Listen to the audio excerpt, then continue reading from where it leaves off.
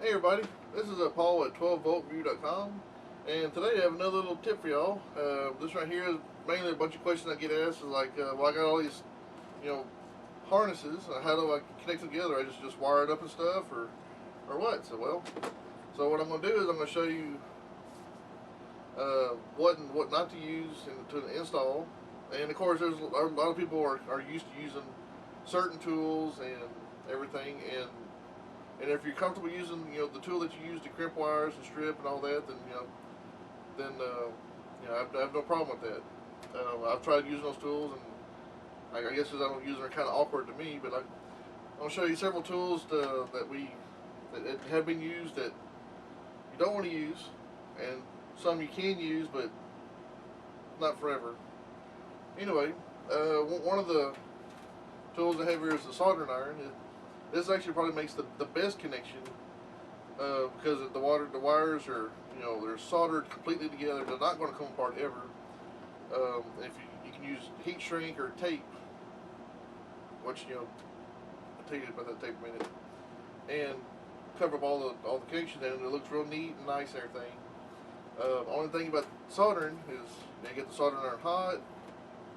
You have to tin each connection, solder, use some solder on there, and if you're sitting in the vehicle, especially if the plug has been cut off, you may run the risk of melting the dash, burning a hole in the seat, and it actually takes longer to connect the harness together.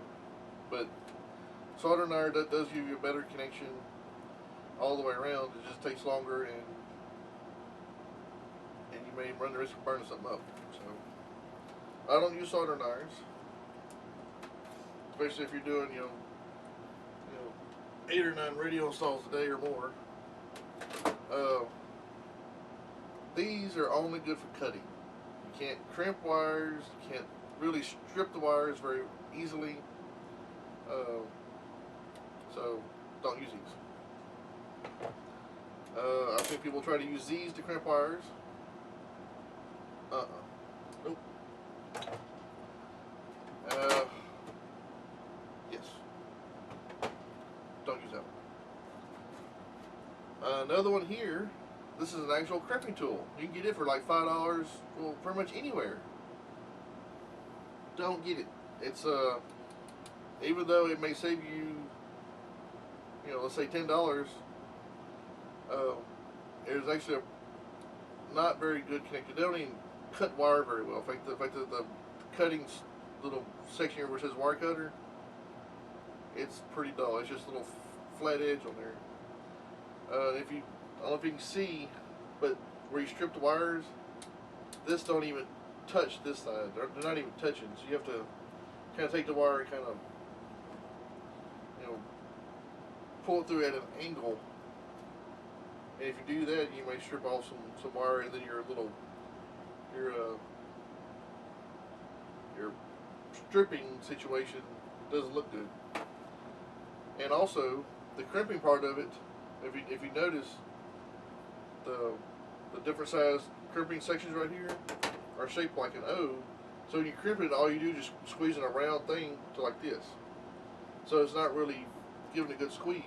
And then these are so thin, you about cut your hand wide open just trying to squeeze these. So even though they're $5, you think you're saving some money, and you're probably going to end up having to redo some stuff later on because they're not going to crimp very well.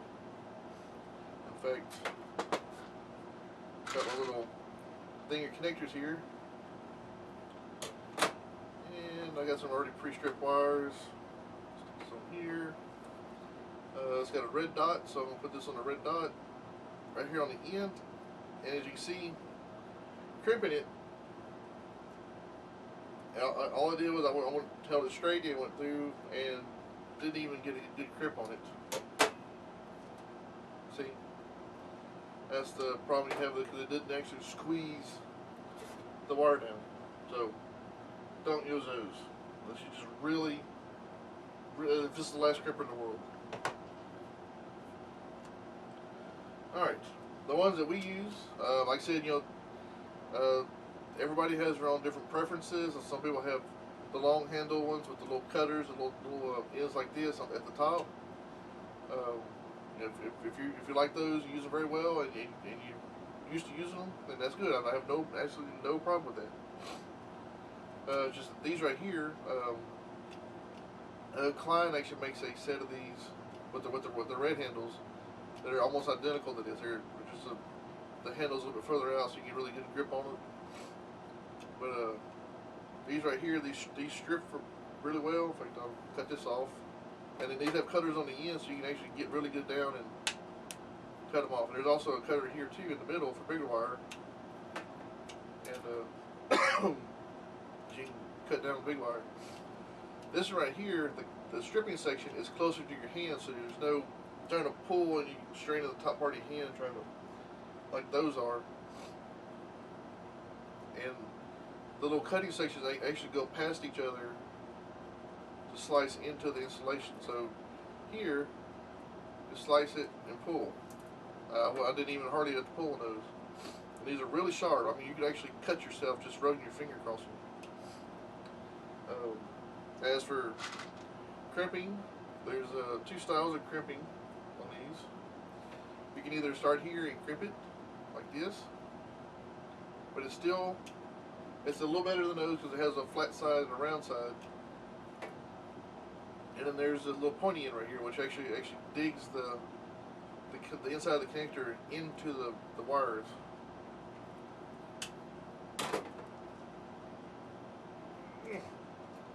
And it does not come off. Whereas that one, that last one I had didn't do it very well. Anyway, we like these. We actually use a lot of these, and then you can probably harness the 12, 13 wires in probably just a couple minutes, and then you just wire tie it with some wire ties, and it looks neat. You can double check your connections as always with any connection. And I have tape here. Tape is only good to maybe wire up some wires if you don't have any wire ties. If you use them for your connections, not only does it look shoddy, in the heat of the summer, the adhesive in the tape will start to kind of melt, and the tape will start to unravel, and over hot cold, hot cold, or just a lot of hot, it'll unravel, and it may end up unraveling enough where wires will start shorting out and may cause burn your radio up, cause a fire, numerous different things. So if you're going to use tape, maybe just use it to maybe wire the wires together. Never use it to make connections like this. To spend a little extra money, I got these right here from Walmart. They're like $9. They're back in the electrical section where they sell all the wall plates and outlets and stuff. It's like $8.97 plus tax. So anyway, like I said, if you use different connectors, or not connectors, crimpers, and you're used to them and you like them a lot, and you don't really want to change, that's fine. I have no problem with that. If you're looking for some good crimpers and still want to save some money, I would suggest paying just a little extra than these little doodads. Just pay just a couple more dollars extra to get these, and you have a lot better connections. Like I said, the cutting edges are sharp. I've even done the screw cutters. They work great. You got the different sizes, you screw them in, snip it, comes off, back it out, you're done. And I've used those over and over again. And but like I said, use what you have that you like, or if you need some, get some of these. I recommend them.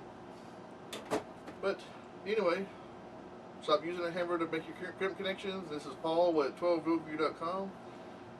Thank y'all for watching. I hope y'all have a great day, and please subscribe.